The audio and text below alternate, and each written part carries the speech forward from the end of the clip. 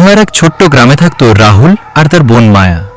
সেই বছর বর্ষাকালে এমন বৃষ্টি শুরু হলো যে দিনের পর দিন আকাশ থেকে জল ঝরতেই থাকলো। গ্রামের মানুষ ঘর থেকে বের হতো না, চারদিকে শুধু বৃষ্টির শব্দ আর কাদা। এক রাতে প্রবল বৃষ্টির মধ্যে রাহুল জানলার পাশে বসেছিল। হঠাৎ সে দেখতে পেল দূরের জঙ্গলের দিকে নীল রঙের এক অদ্ভুত আলো জ্বলছে। রাহুল বলল, মায়া দেখ, ওই আলোটা কোথা থেকে আসছে? মায়া জানলার কাছে এসে অবাক হয়ে বলল,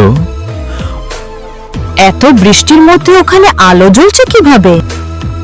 পরদিন সকালে তারা দাদু হরিদাসকে জানল। দাদু কিছুক্ষণ চুপ থেকে বললেন, অনেক বছর আগে ওই জঙ্গলে একটা পুরনো মন্দির ছিল। লোকেরা বলে বিশেষ এক বৃষ্টির রাতে সেখানে রহস্যময় আলো দেখা যায়। সেদিন রাতেও প্রবল বৃষ্টি নামল। রাহুল, মায়া আর তাদের কালো কুকুর ছায়া জঙ্গলের দিকে রওনা দিল।